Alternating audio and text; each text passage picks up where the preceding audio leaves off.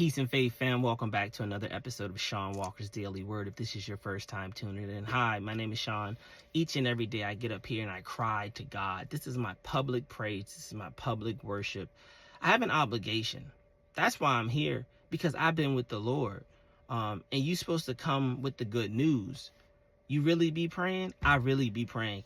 I write them all down. I write for a living. Like, I published 5 books, got a audio book out. So I don't be just coming up with stuff. I write for a living. This is what I do. But I be with the Lord. My first book, I wrote it in 2 days and I never wrote anything because I be with the Lord.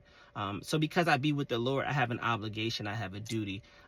Today's title is Fear is Not My Future. I'll be reading from Samuel 17:32 through 35 in the NLT if you would like to follow. Don't worry about the Philistine, David told Saul. I'll go fight him. Don't be ridiculous, Saul replied. There's no way you can fight this Philistine and possibly win. You're only a boy, and he's been a man since birth. David persisted. I've been taking care of my father's sheep and goats, and when a lion or a bear comes to attack, I kill it with my bare hands. Here's what I heard. When you speak boldly in faith, it offends small-minded people. Ever been in a room full of people speaking fear, telling you what's too risky, what's too dangerous, what's too much? They try to bully you into their own fears. But what you're afraid of doesn't have to scare you. Maybe it's not I'll fight. Maybe it's I'll go. Either way, I'm moving. Having fear is human. Projecting it onto others, that's where the problem starts. Stop judging what you can't do as if it's impossible for the rest of us. Your limits aren't my boundaries. Your fear isn't my future. Fear is not my future. You are. Maverick City right there, right? People love to say, be careful if you go there.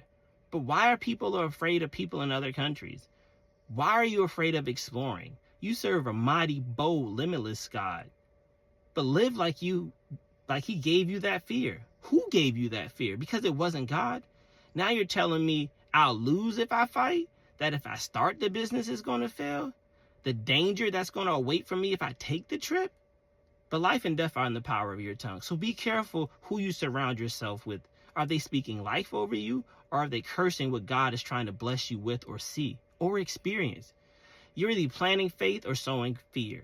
David, better than me, stood quiet when they doubted him. They saw a shepherd boy, but God trained him in silence like a UFC fighter with a black belt in faith. Most people aren't killers of flesh. They're assassins of dreams, visions, and purpose. Don't let scared people scare you out of what God has called you. The battle isn't yours. It belongs to God. So go fight, seek, and become. Fight the good fight of faith. I hope this message encouraged you. I've been with the Lord. Peace.